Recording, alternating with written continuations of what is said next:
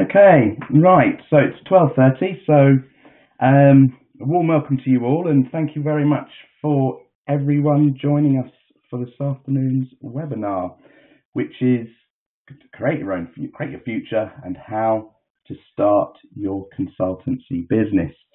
My name's Dan Sanders. I work with the L&D team for the IMechE, and I'm going to be moderating the webinar this afternoon.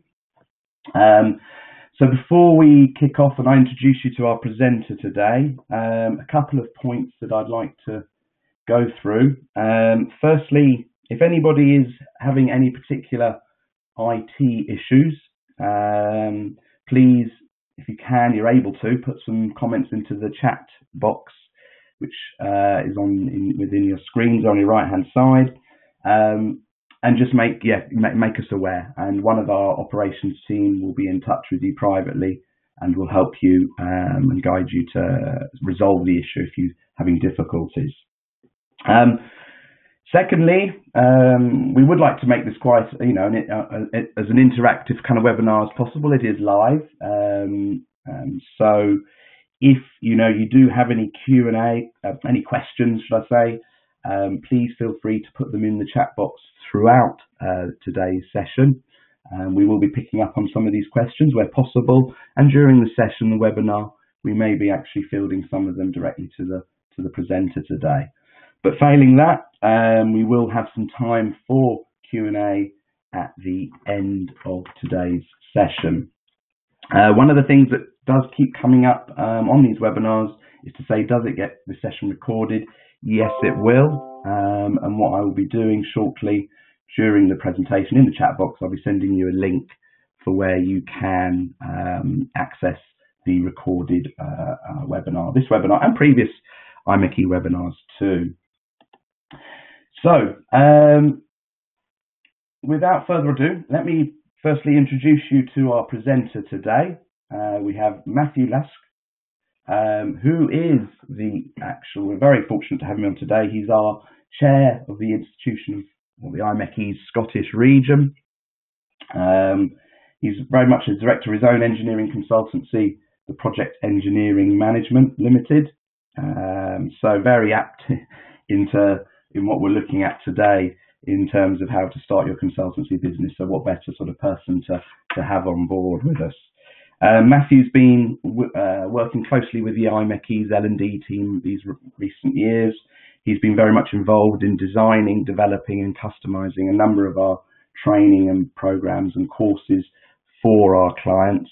So we're very fortunate for him to be able to come today and be able to deliver and draw some of his experiences of what he's had in setting up sort of these consultancy-based businesses. So without further ado, I will pass you over to Matthew. But again, there'll be some, as I mentioned before, there'll be time to chat for Q&A at the end. So please feel free to put them into the chat box and we'll get around to them as we progress. Okay, I'll hand you now over to Matthew.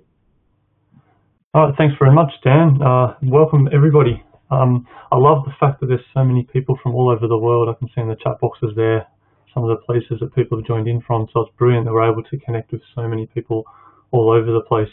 And then there's so many of you have taken the time out to be here to join us today.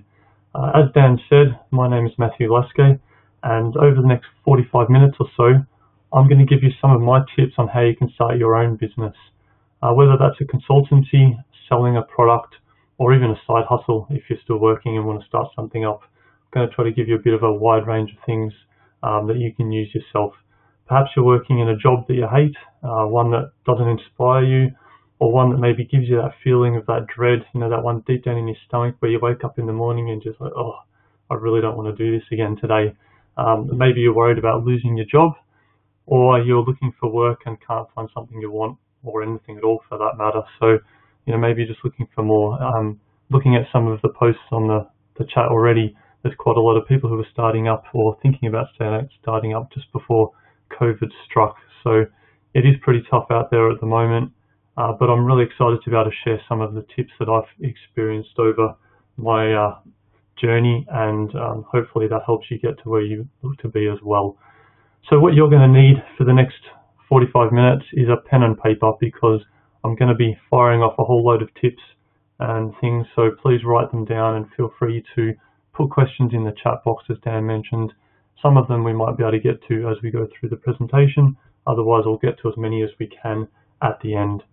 So what I want to start off with is talking about innovation and entrepreneurship, because this is sort of what I'm involved in and what I think is really key to it.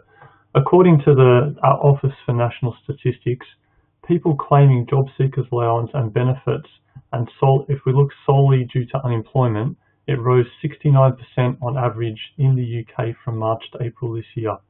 So just in that 1 month when COVID first hit, 69% on average, and I think that ranged from about 50 to 100% people claiming it at that time. And then still a good chance that there's going to be more losses to come in the engineering sector, manufacturing sector, and all the other sectors.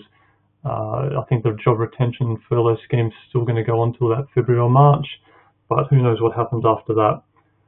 So one option we've got is to be innovative and create something. That can be a service or a product, and I'm going to cover both when I keep talking about business here. I'm going to be talking about service and product. So either one, if you're involved in that, it's going to cover that. You can sell it yourself, and you can become an entrepreneur. So we hear the term entrepreneur quite a lot, but what does it really take to become an entrepreneur? And I actually prefer to combine the two and think about it as what I call an innovative entrepreneur, and join the two together. So have a think about, what do you think of when I say innovative entrepreneur? Who is it that you think of? Steve Jobs and Bill Gates are probably right up there. How about Elon Musk? He's the co-founder of Tesla electric cars. I actually heard last week that Musk just passed Bill to be the second richest person in the world. So I think he's quite chuffed about that, because there's a bit of rivalry there with Bill Gates and Musk. But it's not a bad effort for a company that hasn't made profit in one single year out of its 17 years that it's traded for. So coming up with that idea is often the easiest part and the fastest and the cheapest. But the real challenge really is in the execution of that idea. And it's the execution of the idea and keeping the focus on the reason that you're doing it in the first place. And the most important part for me there is the value that it provides to the customer. And the key word is value. It has to provide value for the customer. Innovation is all about turning an idea into a solution. So I said, coming up with the idea, a lot of us, engineers love to come up with ideas, but how do we get that idea into a solution? And that's sort of driven change and progress, throughout time, throughout all of history. There's been some pretty groundbreaking ideas and some really useful solutions, and some not so useful solutions either. I actually saw yesterday they were advertising a USB computer mouse that had a built-in scale on it. So where your palm sits, it's got a little mini scale, all for just the lovely price of $30. I'm not quite sure why you'd ever want a scale on a mouse for, but that's somebody's idea, made it into a solution, and we'll see if it sells. I'm not sure if it'd be on your Christmas list, but the entrepreneur has to then develop that solution into a business opportunity. So they need to be resilient and focused. So especially when we're looking at startup entrepreneurs, which is even harder in times like we are now. Resilience is one of these key words. It's very hard to be resilient and focused, particularly when we're in these sort of challenging times. And I don't think there's a person around who hasn't struggled at times over the last 6 months for some sort of motivation and the focus that that drives them, and to stay positive. It's pretty tough there for a lot of people. The business plans don't always materialize. Our ideas don't always end up becoming solutions and businesses. So it's really important that the entrepreneurs have that ability to develop and adapt that strategy and the business model throughout the journey, so that they can succeed. So what does it take to become an innovative entrepreneur and to start up that journey? How do we get started in that journey? So before I give you a few of my tips, I think what I wanted to do is just share with you my journey into how I became an entrepreneur, and sort of an example of what it takes to get through some of the challenges that they throw up in the business world. So in case you haven't picked up the accent, I now live in Scotland, so I'm actually calling in at the moment from Aberdeen in Scotland, but I originally was living in Melbourne, so I'm from Melbourne. I started mechanical engineering and industrial design when I was at university there in Melbourne, and my first full-time job was working in the edible oil refineries, so cooking oils and fats and things, and a packing plant. I also spent quite a lot of time in rolling mills and smelters just outside of Melbourne, and then later on, after a few years there, I relocated to Perth with my wife. So that was kind of our first journey into the unknown. It was into the unknown because we didn't know anybody in Perth at that time other than the two of us. But at least I had a job. I was moving to a job there. I worked in refineries, so you can see that was my drive into work along the coast of Western Australia, down the beach each day. It's quite a nice way to start your morning. Once I got a bit settled in, I used to ride my bike into work in the mornings, go for a swim at the beach. It's a pretty good lifestyle there. I definitely recommend it to anybody who's a sun bunny and is looking into that. So that was the first sort of jump, and that wasn't too bad, moving there. As I said, at least I had a job. Then the unknown became a bit more unknown. We moved to Scotland, and I didn't have a job. Neither of us had a job when we moved to Scotland first off. So I worked around the country for a while, lived in Inverness, down towards Glasgow, working in Grangemouth refineries, different places around Scotland, and eventually I settled into Aberdeen, where I've been for the last 10, 11 years or so, and I've been mainly working for drilling companies, oil drilling companies at that time. So when I was actually working in oil refineries in Melbourne, I never thought that I'd end up working in a different type of oil refineries in Scotland all these years later. And I was having a great old time, working with these drilling companies. I was flying in helicopters offshore to oil rigs. I was traveling all around the UK, over to Europe, working on a whole load of different projects, building new rigs, modifications, all sorts of things. And I was the engineering manager of a team of about 45 people. So I was actually, really progressing my career in what you would call the traditional sense, where I started off as a mechanical engineering graduate in manufacturing plants, worked my way up through reliability, through some more senior roles into project management, running sites at Grangemouth, and then engineering manager of a drilling oil company. So doing pretty well in the traditional sense of how you would expect most engineers to progress their career. Then the oil crash came in 2015, shown in the big red circle in the middle of this screen there. And it was a pretty big crash. You can see that was a map of the oil price. At one time, I think it was up to about $120 a barrel, and the price crashed down to, about $30 a barrel in the end. So it was a huge drop in the industry and when Aberdeen is predominantly an oil industry, it has quite a lot of consequences. So I was told that the team I was running there was no longer needed because there were no more projects going. So my role was made redundant, and my boss, his role was also made redundant too. He was the VP. So it was a pretty tough time for a lot of people. What do you do when you don't have any work, when there's limited jobs, when rates are slashed, the future's uncertain? Does this sound familiar? Is this where quite a lot of you are probably sitting, looking at the chat boxes and just looking at the people I talk to around the place? It's quite a familiar sight and pattern, I think, at the moment. So what I did was I decided to start up a business. Why not, huh? I started a business in a tough market. It was a really tough market, in fact. But I had the plan, and the plan is what you need to get started with. I had a plan that I'd worked on after a while of uncertainty, and I had what I needed to get underway. And for the next 5 years, it started to build really nicely. I was doing lots of consulting-based engineering projects, doing some training and teaching and various things. And then the next crash came along, and that's the next red circle you can see in there. And again, this is a map of the chart of the oil prices, but it just happens to reflect what the market is at the moment. earlier on in the year, we're all asked to take a bit of a break for a few months. And that's the COVID crash that we're in right now. So what do you do now? First crash, I decided to start up a business, and then it crashed again 5 years later. All projects are again put on hold. Everything's halted. What do we do now?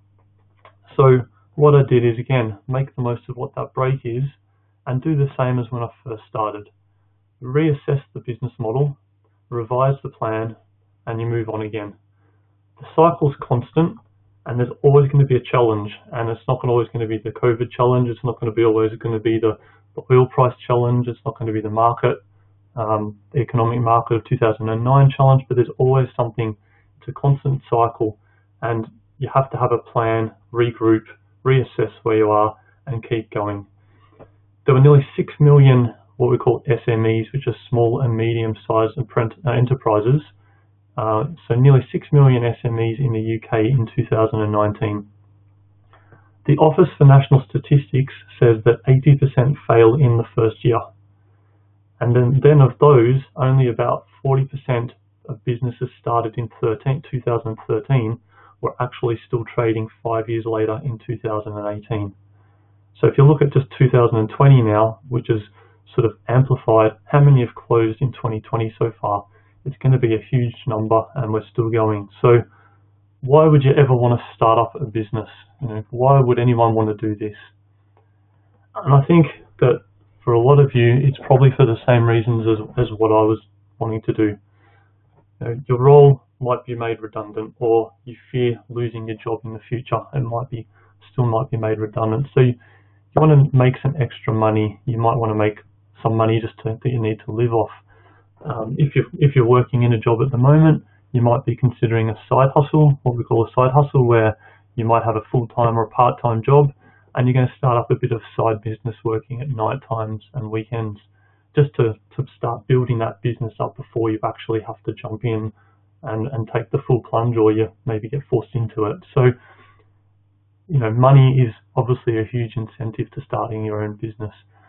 But it has to be more than that, more than just money. You need to have a great idea. So perhaps a lot of you, and I said I've seen a lot in the chat boxes coming through, plenty of 3D printing ones. I'm a big fan of 3D printing. I've got a little printer in my garage which I play around with. So hats off to you if you're starting a 3D printing. I think it's a perfect time to be jumping into that. Maybe you just want to be an entrepreneur, or even you want to be an innovative entrepreneur. Maybe you aspire to be something like Elon Musk does. Flexible time and flexibility with clients. You get to choose your own work to an extent. In the end, you're the one who says yes or no to any work that you're doing. You get to choose when you work on them, whether that be the daytime during the week, nighttime, weekends. If you don't have to work, if you don't like a client, then you don't have to work with them. It's completely up to you. And then the last thing there I definitely recommend is do something you love. It has to be something that you love to do, something you're passionate about. And I think this year, at the start of the year and over the last 6 months, I've learned that probably more than anything, that if you're not working in something you love, it gets harder and harder to get up. That feeling comes back of that dread. I can't imagine for the last 6 months having to get up every morning and, walk to my home office as it is, and work on something that I just don't want to work in. So, there's been a lot of challenging times the last 6 months, a lot of challenging times in the last 6 years that I've been doing this, but I don't regret it one bit. I couldn't imagine now going back to standard work. I love the whole idea of being this entrepreneur. The innovative parts may be a bit harder, but the entrepreneur is a bit easier to plan out. And so how can you start this yourself? What's the best way to get started if you want to do this yourself? One way is you can read lots of books.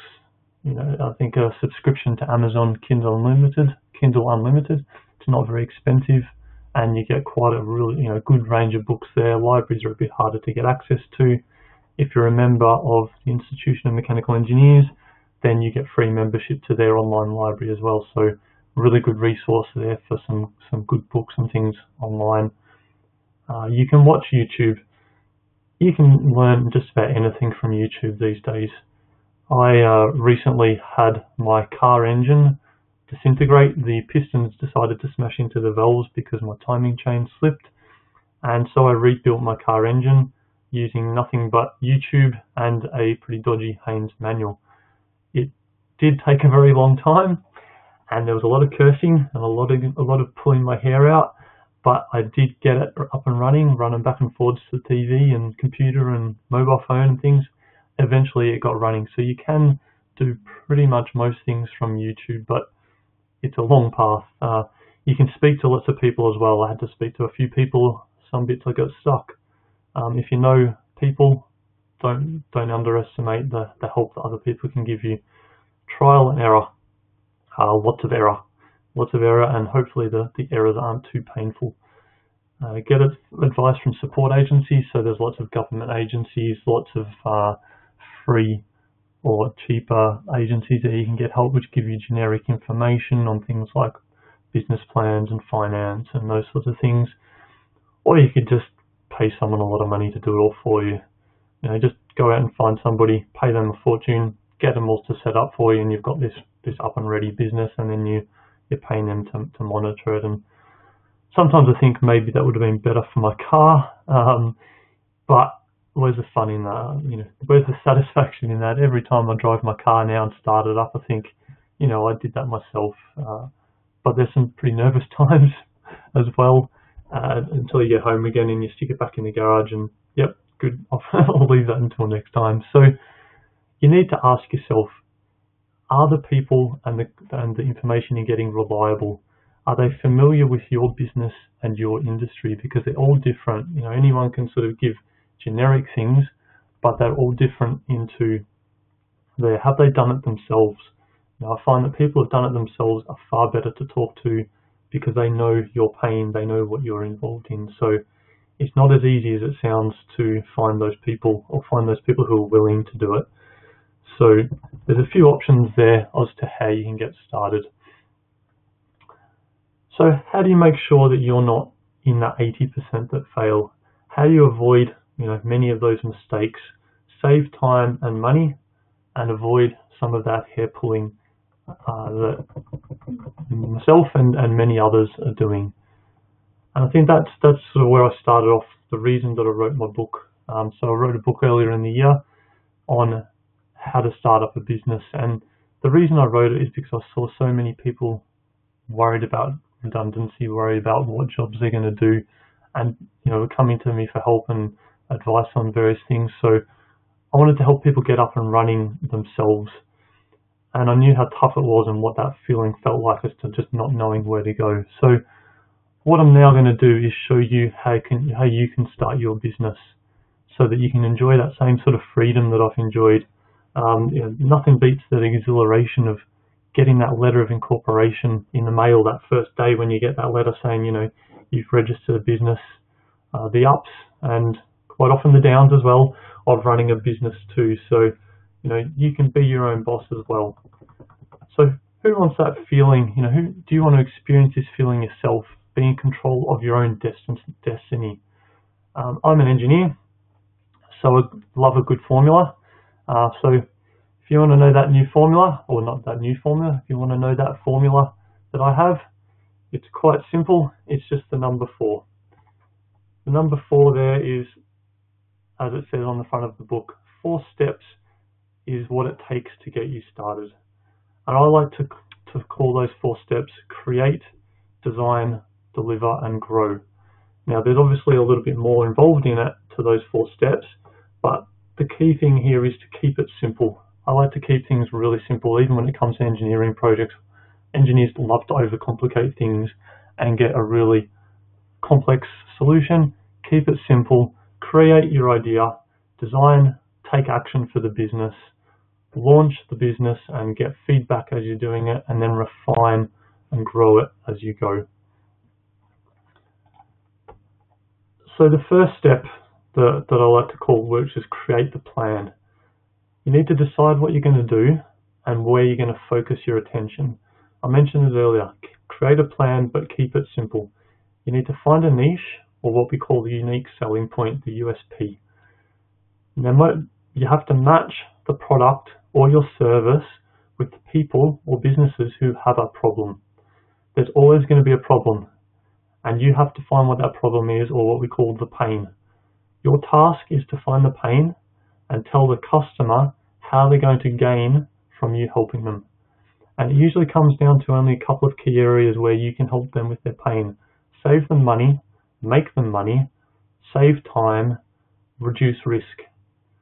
The gain has to outweigh the pain by 5 times, 10 times more. The more the pain outweighs the gain, the more successful you're going to be.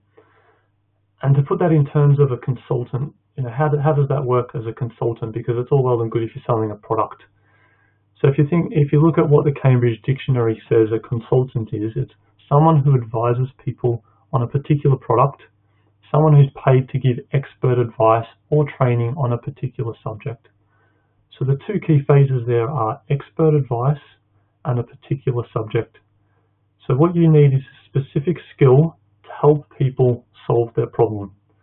In other words, it's finding a problem that a customer has and then find a way to solve it using your knowledge. That's what a consultant will do. And if you're selling a product, you have to do the same thing. Find something that they need. Did you know that the consulting sector in the UK keeps on growing despite the impact of COVID-19? How many industries can you say that that's true about at the moment? So Savanta did a survey earlier, part of the Management Consulting Association, and they estimate that it's increased by 7% in the past year and it's worth £11 billion just to the UK economy. So it's growing and it's getting bigger and it's worth a lot of money. And some of the areas that this report says that they're investing in are the new technologies. So things like advanced analytics, machine learning, artificial intelligence, virtual reality, cloud data analytics, all these sorts of technology areas. And that's sort of what's driving the change. And you may have heard the word digital transformation. That's becoming a bit bigger as we go. So digital transformation technologies and also project management is another one that's sort of always going to be big. So they're not isolated industries, but they're definitely 2 that are growing or staying constant at the minimum. The job market's changing and more people are moving into this freelance sort of consulting type work. And these days people are being managed remotely. So we can work internationally, which is opening up that opportunity to work outsourced even more. We don't have to work in offices, we can work through the virtual environment, through computers, exactly how we're doing just now. So the main part there is to break the plan down into some, again, simple basic steps. What are you going to sell? Who's going to buy it? How will you deliver it? And why do they care? That's the most important question. Why do they care? Why do they want to listen to you? Why do they want to buy from you? Customers care about themselves. You need to tell them how they're going to benefit. And don't forget yourself. Why are you doing it for yourself? Why are you starting a business? It's a lot of hard work to start a business. So here's a question for you. How many hours would you work a week to avoid working in a 40-hour-a-week salaried position? It has to be worth it, because I can guarantee you that the answer will be more than 40. So again, do something you love, something you're passionate about, but combine that with the benefit of others. Combine an industry need or an industry gap with something you love to do. Write down what you love to do, see how that's going to help others at the same time. Things like more freedom and more flexibility is what you're going to get by doing your own business. You get a variety of work. Every day is different. I love the fact that I don't know what I'm going to get every day. One day you get a phone call and you're designing staircases in train stations. Another day you're designing things that they've broken on an offshore oil rig. You've got no idea what it's going to be. You've got the potential for more opportunity, for earnings and growth opportunities, because you can scale up, you can get more people, you can do a whole lot of options and have more fun. Don't underestimate the fun factor. Do something that's fun, something you enjoy doing. The second step is where we're going to take action. You design your business and you've got to set yourself up for success by getting those foundations and those fundamentals right in the first bit. So here's one of the fun parts, is naming your business and designing a really cool logo. Something that's easy to spell, something that's easy to say. People love to use their names, so needless to say I didn't use my name for my business because most people can't say my name properly, and I don't like it when I can't read a business name or say it properly either. So don't make it too specific, because what happens if you change direction later on? If you call your fast food place Bob's Burgers, what happens if you want to sell pizza later on? You're kind of shoehorning yourself into a burger place. I always find it funny that you're driving around sometimes and you see some of these takeaway stores and they're selling fish and chips, pizza and Indian all out of the one little tiny takeaway store. Do you go there, or do you pick a specialty Indian restaurant or something that's an authentic Italian place, and think about your business in this sort of way? You could have a niche of what you're selling, because why would they want to go to you? Make sure the name doesn't already exist, so make sure that it's not registered, social media, websites, and then get your business and legal structure sorted. One tip for you is that a sole trader is not the same as a limited company, or for those of you who are in other countries, maybe you call it an incorporated company. Okay, so a sole trader is if you're doing a job and you're working for yourself. You're taking on all the risk yourself. So if you get sued, if you have an accident, if something happens, you risk losing your personal money, your house. If you have a limited or incorporated company, you're working as an employee for that company. So that company is what we call its own legal identity or legal entity, and you only then risk any money that you've put into that company. All of the money in the company then is separate to that. So you're an employee, not part of that. So the costs and responsibilities change, but there are a lot of responsibilities when you are part of a limited company or a director, especially if you own the shares to that company. So if you've got a pen and paper, if you're in the UK, a really good site for assistance on the HMRC is www.hmrc.gov.uk. So there's really good advice there on how to look at legally setting up a business, and I definitely recommend you going to that site and having a look around if you're a bit unsure about it. So just one other tip there, which I found a bit confusing when I started a business, was the difference between Companies House and HMRC.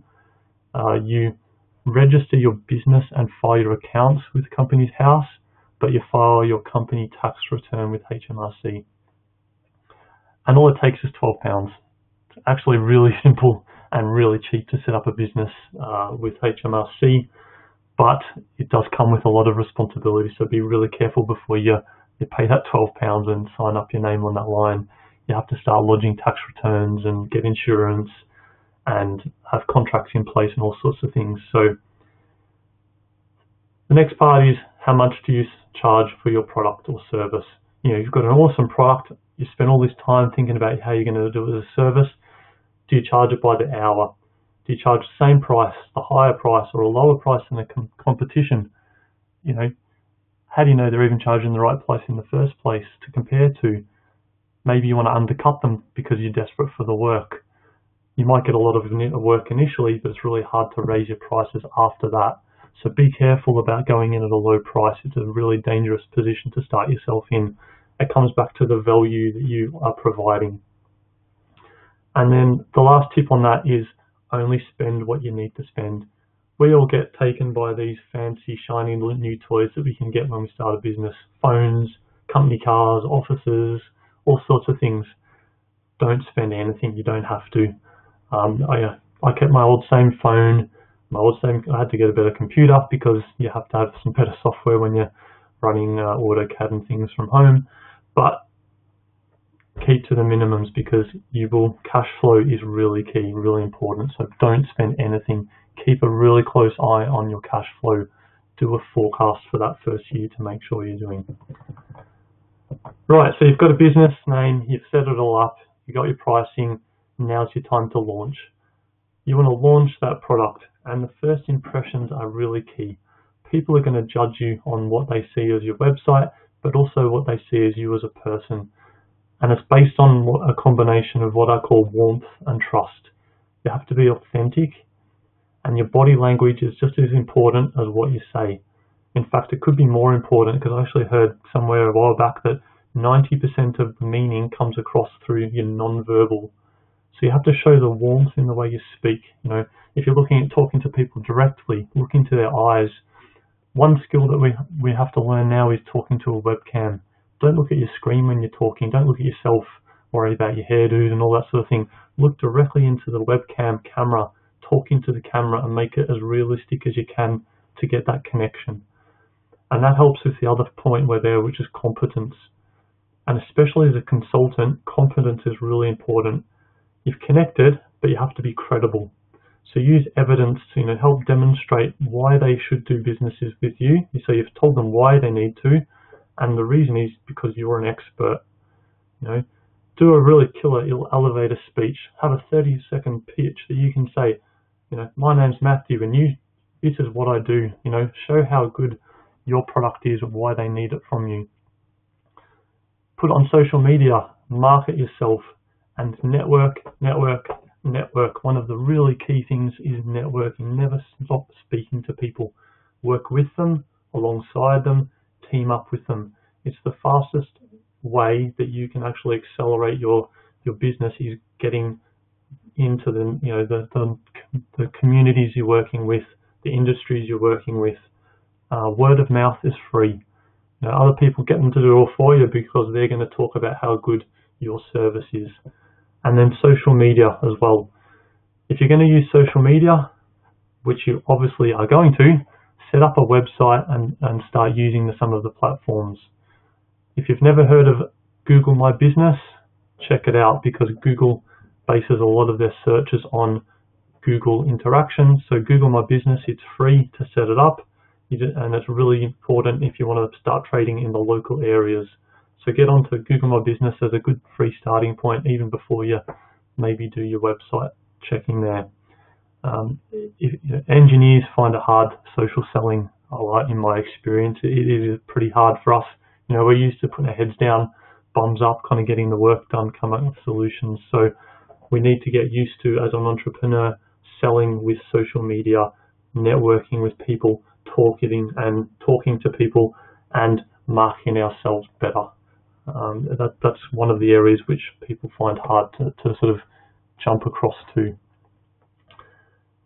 Every time the world changes, there's a financial market crash, there's an oil downturn, a virus comes along, follow the same process. Plan what you're going to do, refine it, and then grow. It's this cycle, continuous cycle all the time. You've got this professional image, you've got your product, you're ready to start selling. You've told them how they're going to ease their pain, so how do we sell this to people? And I think that for me, there's kind of 3 fundamental steps to the sales process that I find useful to get my head around as a non-sales person in the past. Determine the value of yourself. Okay, what is your value, and what is the value in what you're offering? You have to communicate that word, that value, the why part. Then start having conversations.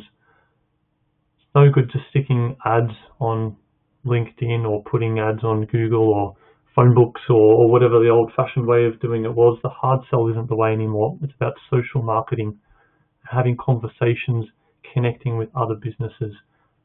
Forget competition, work with them, create something that is better than what they do. And then the third tip is to be authentic. Be yourself. Just like your elevator pitch there, if you're authentic, there's no other competition and no one can beat you at being you. Okay? People already do business with you. You're already successful because of what you do and how you do it. Build on that. Don't change what you do. So they're my 3 tips to sales. Determine the value, have lots of conversations, and be authentic. So you're involved in engineering, right? Well, continuous improvement is what it's all about. So this is where the refine and the grow part comes into my plan. You've got to keep on improving the business and growing your sales and the connections. Sales is continuous, delivering, selling, improving. It's all part of what I call a structured plan, or if we're talking about innovation, it's a strategic plan. A strategic plan using innovation, creation, and the passion. That's the combination that I love to see of building a business. Innovation, creation, and passion. They're the building blocks of what we're doing. So do you want to know the secret that I used when I started up, or what I continue to use? This is my secret to my business, I'm going to tell you. It's the customer. Focus on the customer. It's all about the customer. Research the market, and then I use what I use with sort of the industrial design background that I've worked in with this designing a user profile. Develop what you think your ideal customer is, what we call the end user profile. Put yourself in their shoes and walk yourself through the process. Why will they buy from you? Is it easy to buy from you? Are you easy to find? What is the process for them? Does it ease the pain they've got? So always put yourself in that customer shoes. I love to be able to think about that, take a step back, go to the website without logging in and just see what it is that they would see. Make the customer feel special and give them more than they expect. If you overachieve, that's way better than promising too much and underachieving. Look after them, give them deals and offers and more than they expect.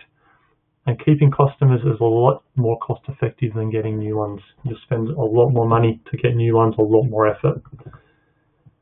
So as a consultant, the value you create and you sell is the ability to help someone move from where they are now to where they want to be, and then you can create your own value from that. So think about where they are, how are you going to help them move to where they want to be? So what about you then? Okay, so how can you learn all of this and do this all for yourself? What are you going to do now? How do we learn to read and write and walk? How did you learn to play football if you're a child, when you're a child, or maybe when you're an older child? An instrument, or maybe maths. How do sports stars become stars and successful business people know what to do?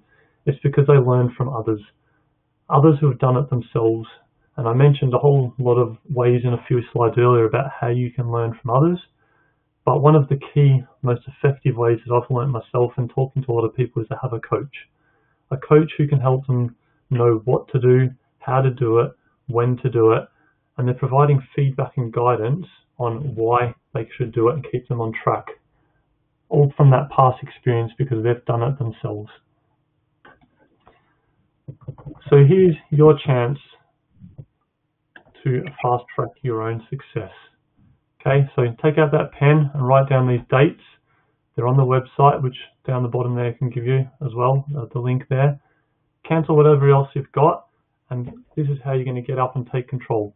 We've got 2 training plans which we've put together, and they're both live online. So it's going to save you time and money straight away by being live and virtual. Together, what we're going to do is cover the 4 steps that I showed you today, and it's going to be over 4 weekly group sessions of 90 minutes, and you'll have actions each week to complete to help you build that business program, and you'll also get one-on-one coaching sessions with me. And if you sign up for that first course, I'm also throwing in a free book copy of that book, Start Your Business in 4 Steps. And for those of you who are listening who are already up and running, and you also want to improve your sales, don't worry, we've got you covered too. I spoke about the term innovative entrepreneur. Well, there's a strategic innovation process that helps you sell at a higher price and do less work. So I've put together a 5-week program for that one with some extra coaching sessions. And the 5 weeks focus on building a strategic innovation framework, conducting what I call market segmentation and research. So you're going to break up that market to really focus in on where you need to be marketing to. And then that end user profile and the persona. How do we put ourselves in the user's shoes? And then there's a term which you haven't heard of. If you haven't heard of it before, it's called customer value proposition.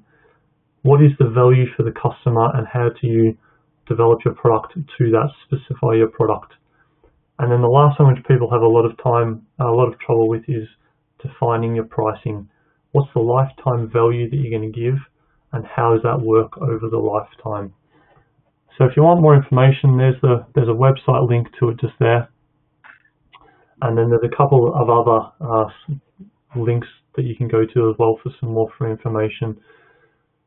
So if there's two things that I want you to have taken from today's webinar, okay, so these two things are my two key messages for yourself. The first one is why. Why is the most important word that you need to think about. Why should you do it in the first place? And why should they buy it?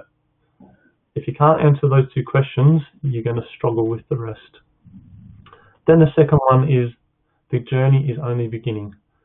If you're anything like me, your brain's always thinking about different things, different solutions, different ways you can improve and add more value.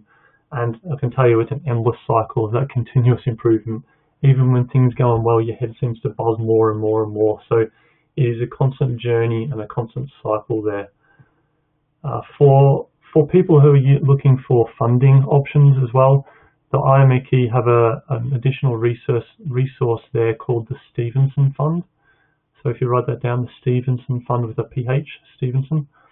And they're not open at the moment, but I think they'll be opening soon, hopefully in 2021, about how you can get funding for innovation type of ideas. So it's a really good resource there. There's also the webinar hub on the website for this webinar and a load of other useful sessions to view and go back and watch recordings.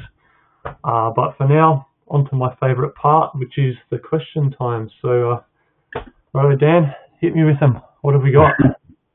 Lovely. Well, I mean, firstly, just to say thank you very much, Matthew. I thought that was fantastic, very insightful. And actually, you gave away some very positive hints and tips there, and even some of your secrets there, which was really good. We're having so much positive feedback as well, Matthew, on the group chats as well. So really great to see. And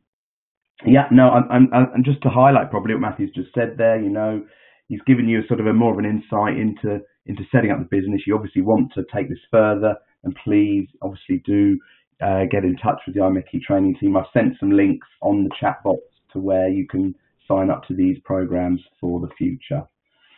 One or two questions that have come through. You know, some people get a bit nervous around, you know, the salary aspect and how to finance your business without getting into kind of debt. How do you provide sort of reassurances for people making that step, Matthew, would you say? I think one of the key things which I think people underestimate is what we call cash flow forecast. And you need to make sure that you have enough money to survive as two areas. One would be as the business, and one as you personally. So I suppose it depends on whether you have no job to start with or you're deciding to leave a job to start up a business. But if you're starting up the business, my advice is to put together a cash flow forecast as a minimum for the first full year, not just for the first month, for the full year.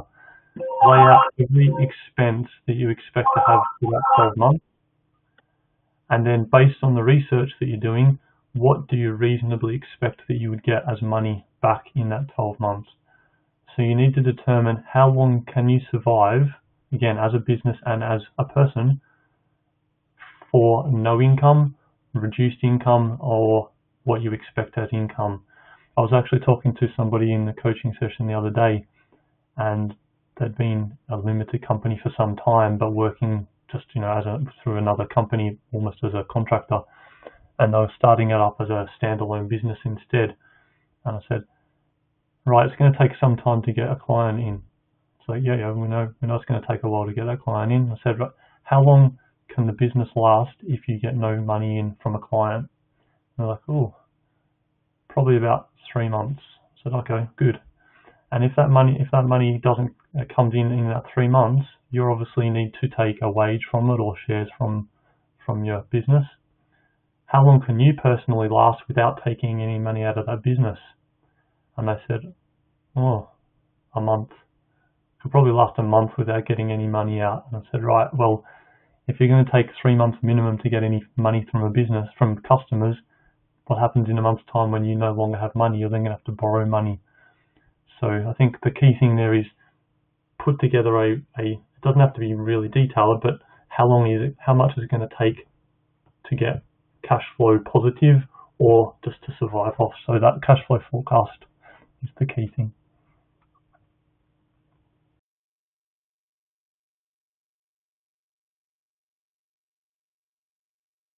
Lost you, Dan. I think you might. Sorry, I was on mute. Yeah, no, just to say, actually, your fantastic comments coming through again, Matthew. Just what a great presentation! Yeah. Really learnt some good information there and some good points. A couple of people want things around your experience within consultancy. How experienced do you need to be before you sort of go down this road? I think it's not to do with experience.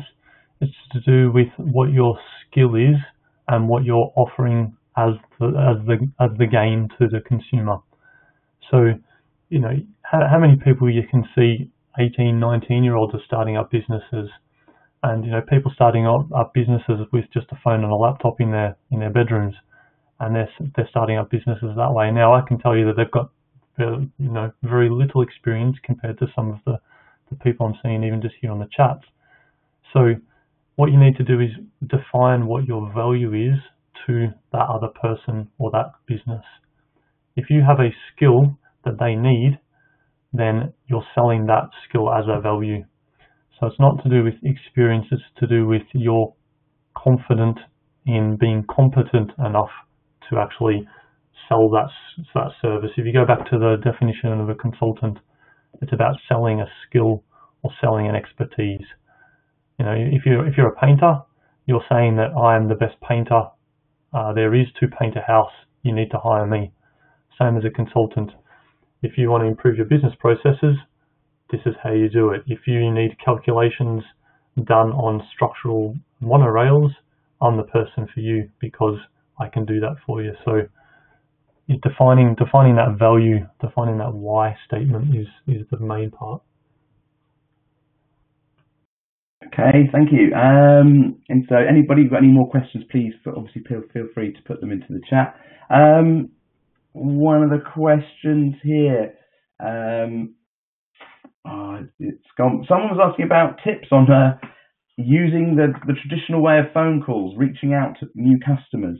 Yep. How have you managed that? Is that something that, and did you have a plan in place or something set up? I mean, the short answer is I hate phoning up people that I don't know.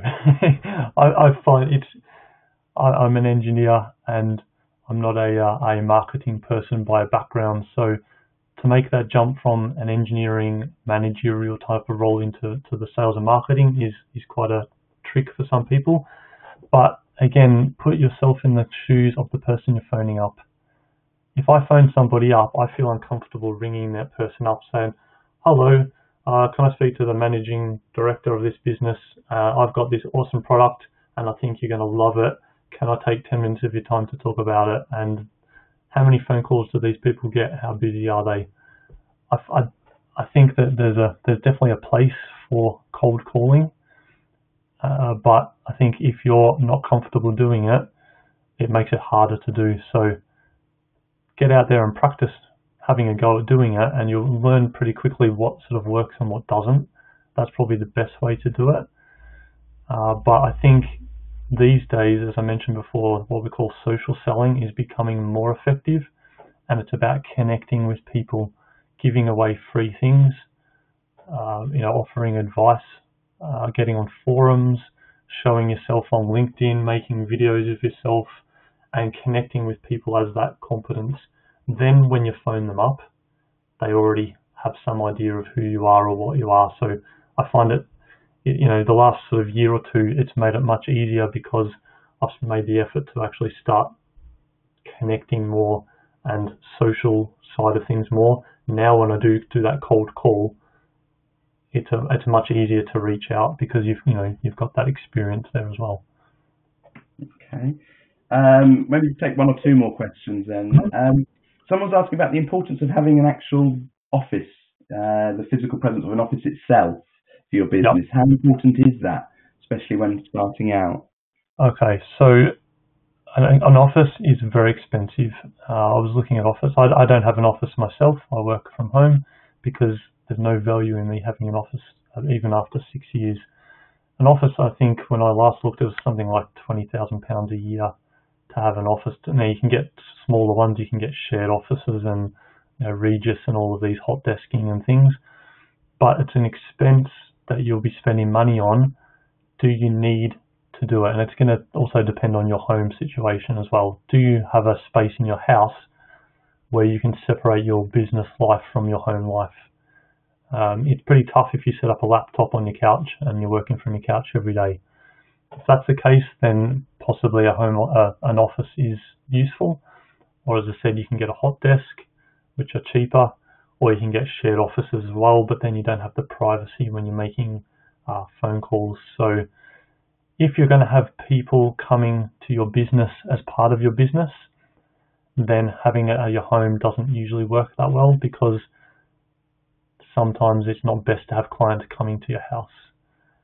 So my tip would be, if you can get away with it, especially initially, work from your home or a shared environment first, unless you're having visits or deliveries, or especially, a lot of places won't actually let you build things in your garage with fumes and those sorts of things. So you need to check your house legal pack to see whether you're allowed to, but spend only what you need to spend. Okay, we'll just take one more question. That is interesting myself actually here, Matthew, as well. How long did it take before you got your first customer? And were they actually come from a previous employer? Or that's a good question. The first customers are the hardest unless you go in really cheap and then everyone wants to use you and then you get stuck selling really cheap stuff. So I don't recommend you do it that way. I set up my business, when was it? May 2015, and it was probably about 3 months until I ended up getting something to start with. And I ended up getting a few. One of them was a previous employer doing projects because they knew what I could do. And then another one was from word of mouth from somebody else recommending me to someone I actually spent a couple of weeks over in Oslo on a project. So initially it was definitely word of mouth that is what got the work. And then once you build up a bit of a reputation and, because at that point you didn't have a great website and you're not on social anything and whatever, so people don't know who you are. So until you can build up that presence, that's why I say networking is one of the key areas. Reach out to friends, family, past employers, colleagues, anyone you can, and tell them that you've got a business idea, tell them you've got this service, and don't go begging for work. Don't say that you need work or you have no money. Tell them they need to get on board or they're going to miss out kind of pitch. So yeah, it can take a while depending on how you do it. Okay, fantastic. I mean, the questions keep coming in. Oh, sorry. One other quick thing. I just noticed there's quite a few questions about sole traders and limited companies as well. Mm-hmm. So my advice on that one is have a look at the hmrc.gov website for a bit of information. But the main difference is that if you're a sole trader, you have no protection against suing, I guess if you want to call it suing, or money protection. So it's a lot easier to set up as a sole trader or as a self-employed person, but you're leaving yourself open to a lot more the legal issues. Whereas if you are an employee of a business, a limited company, now you can be a sole director of that business. You don't have to have employees. If you're set up in a limited company, you can own 100% of the shares, but it means you're actually an employee of a company, so you have different protection levels, and make sure the company has insurance, not yourself as much. So there's different legal ramifications of it, but the sole trader is easier to set up, and most small businesses, I guess, are. But if you're an engineering consultant or something like that, the risk of public liability insurance and all those things is more important. So definitely check them out. Okay, well, look, the questions keep flooding in, but I think they get quite more and more specific, and so I think I think for them to answer those kind of questions, they need to start. I've sent the links again to the courses to get more of an enhanced sort of view on setting up your business, which Matthew can be able to deliver in his courses that he's running next year. Thanks, Matthew. The dates are up there on the screen for you. But okay, well, look, thank you very much for all attending today's webinar. I thought that was very interesting. Really great to get a kind of a soundbite from yourself there, Matthew, on how you set this up. And so thank you very much. And we look forward to people being able to join onto the sessions early next year for the future. Thanks, Dan, and thank you everybody for taking the time out of your day to listen in. And good luck with your own business ideas.